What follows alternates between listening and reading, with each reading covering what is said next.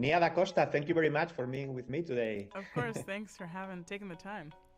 And first of all, happy birthday, Oh because yeah, your birthday is almost the same day as the release of the movie, yeah, November 10th, a couple of days earlier. yeah. Thank you very much. Yeah.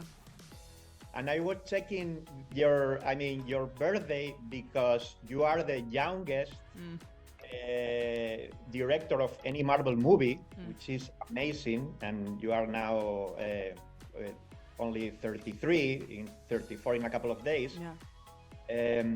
Also, the first African American woman to direct a Marvel movie. Yeah. I mean, you are breaking here so many barriers. Yeah, So I know. many. I didn't realize it at the time. That's kidding. How proud of you or this?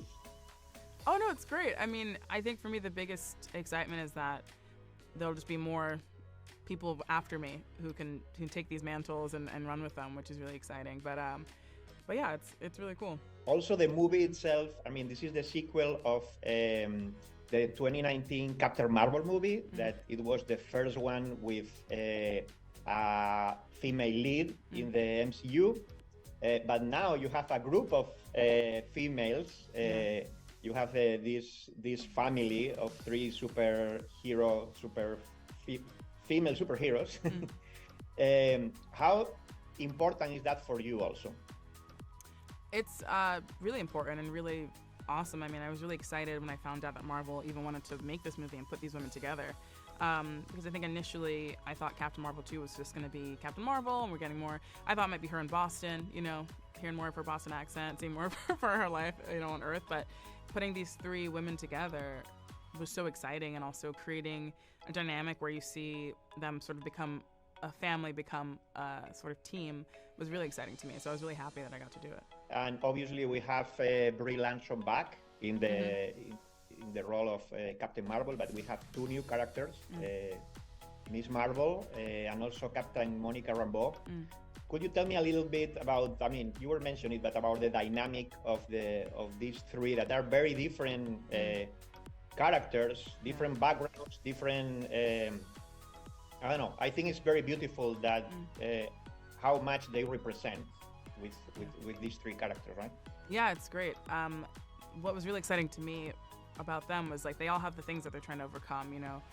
Carol has been doing this for a long time, and she feels like she has the weight of the universe on her shoulders. Monica's dealing with grief, not just the loss of her mother, but also Carol having to leave to do, what she has to do across the universe. And Kamala just having gotten her powers, trying to balance like family and being a teenager who's in high school. And I think them all overcoming those issues is deeply connected to them all connecting and becoming more of a unit and becoming a family in a way. So that was the story that really excited me about this film. And I understand, I mean, that this is pretty much your movie because you directed, but you were also, you wrote it. I mean, co-wrote I'm it. one of the writers. Yeah, I'm one of the writers. Yeah. So what do you think is the most important thing that you brought to this project, to this movie?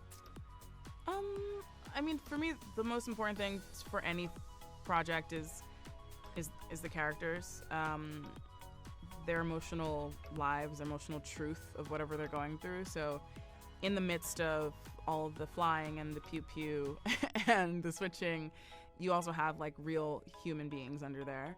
And that was something that was really important to me. And so I focused a lot on. And I mean, you directed Candyman with working with Jordan Peele, but I would say, I mean, Marvel movies are huge. Might be the biggest projects that are there in terms of films in the studio system. So was this very different from your previous work? And was there like more pressure? Where were the challenges there? Yeah, it's much bigger, and with a bigger size, you also have more structures, a different sort of system, a different process, but also a lot more support. And a lot more crew and a lot more equipment, which is also amazing. So that was the biggest thing, just adjusting to that bigger sort of world. And yeah, finding ways to fit this movie into like the bigger scope of the Marvel universe. That's something that we weren't doing on Candyman because it was really just its own thing. But yeah, it's like anything, when you go into a different world, you just have time to learn the process. Thank you very much, and congratulations for the movie and all the work that you have done so far. Thank you so much. Thank you, Nia.